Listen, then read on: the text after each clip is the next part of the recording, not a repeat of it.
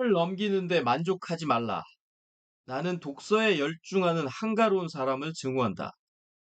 우리의 한 세기가 독서로 물들었다면 정신이란 단어의 뜻은 악취였을지도 모른다.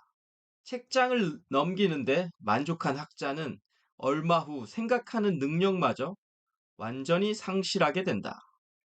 니체의 이야기인데요. 충분히 공감도 하지만 또 반론도 가능하죠.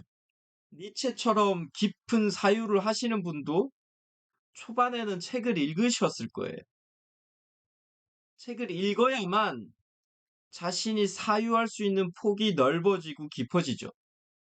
아무것도 읽지 않았고 외부적인 어떤 자극이 없는데 혼자 깊어지고 넓어질 수는 없어요. 지금까지 우리가 살아오는 과정을 보면. 니체가 여기서 말하는 건 학자라는 사람이 자신의 생각이 너무 없다. 타인이 저작해놓은 책을 자신의 생각인 양 말한다라는, 그러면서 그들의 생각은 없다. 너희들의 정신은 악취다라고 이야기를 하고 있는 것 같아요. 그런데 이 얘기하고 좀 비슷하게 이야기했던 에릭 호퍼라는 철학자가 있습니다. 그분도 어느 순간에 자기가 즐겨보던 책을 버렸다고 합니다.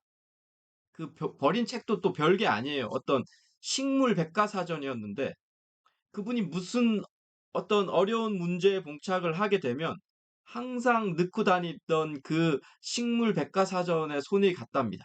그래서 그 식물 백과사전을 이래저래 보다 보면 자기가 봉착했던 문제의 답을 많이 찾아냈답니다. 그래서 어느 순간에 자신이 그 책을 기차 여행을 하다가 탁 버렸대요. 더 이상 어떤 책에 의존하지 말고 자기 스스로 사유하는 힘으로 이 문제를 풀어야 한다라는 어떤 그런 생각을 강하게 했던 거죠. 저는 그것도 존경합니다만 그래도 일반적으로 외부적인 자극을 통해서 우리는 또 사유할 수 있는 힘을 키우는 게 일반적이기 때문에 꼭 이렇게 책을 완전히 버려야 된다 이런 생각은 하지는 않아요. 그런데 또 한편으로는 자기 생각이 넘쳐나지 않는 분들은 어느 순간에 임계점에 도달하지 못했다라고도 저는 이야기를 해요.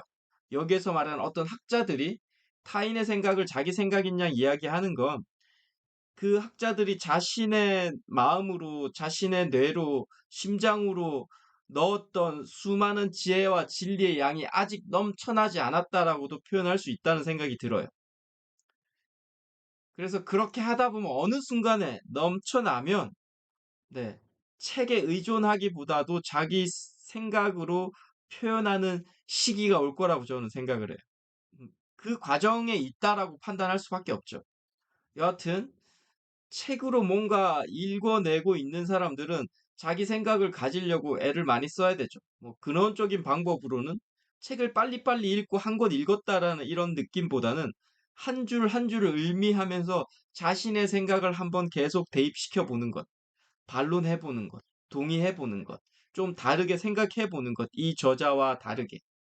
그런 훈련이 되어야만이 예, 사유의 능력이 생기겠죠. 책에 의존하지 않는 자신만의 사유의 힘이 생길 거라고 생각을 합니다.